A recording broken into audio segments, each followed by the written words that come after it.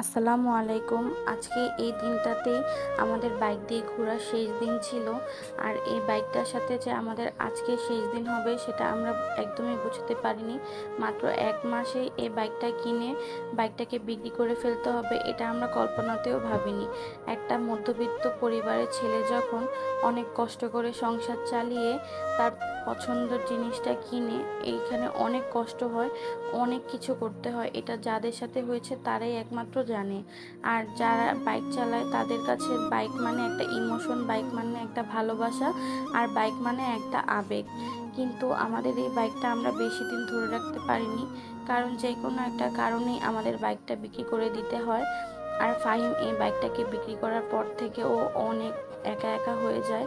নিজের কষ্টটাকে নিজের ভিতরে চেপে রাখে, নিজের কষ্টের কথা কারোর সাথেই শেয়ার করতে পারে না। আর ওর এই কষ্ট দেখে আমার অনেক বেশি খারাপ লাগতো, কারণ ও অনেক কষ্ট করে এই বাইকটা কিনেছে। আমাদের ছেলে হওয়ার পর থেকে ও ওর বেতনের কিছু অংশ জমিয়ে জমিয়ে অনেক কষ্ট করে এই বাইকটা ও কিনেছে। কিন্তু যাই হোক, বাইকটা আর রাখতে পারিনি, এটা আমাদের দুর্ভাগ্য। কিন্তু এখনও মনে পড়লে অনেক বেশি খারাপ লাগে যে বাইকটা আমাদের সাথে নেই। বাইকটা থাকলে হয়তো বা আমরা অনেক বেশি ঘোরাফেরা করতে পারতাম, আর ফাহিমও অনেক বেশি হ্যাপি থাকতো। বাইকটা বিক্রি করার পর থেকে ফাহিমের চেহারাটা দেখলে আমার অনেক বেশি খারাপ লাগে। আর সবসময় ভাবি যদি আবার এমন একটা সুযোগ আসে ফাহিমের বাইকটা ফাহিমের সাথে থাকতো, তাহলে হয়তো বা এই বাইকটা কখনই আমরা বিক্রি করতাম না। আর একটা জিনিস গড়তে অনেক বেশি সময় লাগে, কিন্তু সেটা ভাঙতে একটুও সময় লাগে না। আমাদের সাথেও সেম এরকম হয়েছে। আমাদের বাইকটা আমরা অনেক কষ্টে কিনেছে।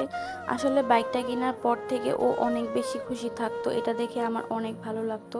কিন্তু এখন যেহেতু বাইকটা নেই, এটার জন্য মনটা অনেক বেশি খারাপ লাগে। আর আজকে তোমাদের সাথে এই ভিডিওটি শেয়ার করার কারণ হচ্ছে, অনেক ছেলেদের কাছেই ওদের বাইকটা একটা ইমোশনের জিনিস, আর অনেকের কাছে হয়তো বা এই জিনিসটা কোনো ব্যাপার না। কিন্তু যারা অনেক কষ্ট করে এই জিনিসগুলো কিনে, তারাই একমাত্র বুঝতে পারে এই জিনিসটার মূল্য কত বেশি। তোমরা সবাই দোয়া করো আমরা যাতে আবার একটা বাইক কিনতে পারি, আর ফাহিমের মুখের হাসি আবার ফিরিয়ে দিতে পারি। ফাহিম এরকম চুপচাপ হয়ে যাবে এটা আমি কখনো ভাবতে পারিনি। আসলে ও এত বেশি ভালোবাসতো যেটা তোমাদেরকে বলে বোঝাতে পারবো না। আর আজকের জন্য ভিডিওটা এই পর্যন্তই। ভালো লেগে থাকলে প্লিজ একটা লাইক দিয়ে দিবে।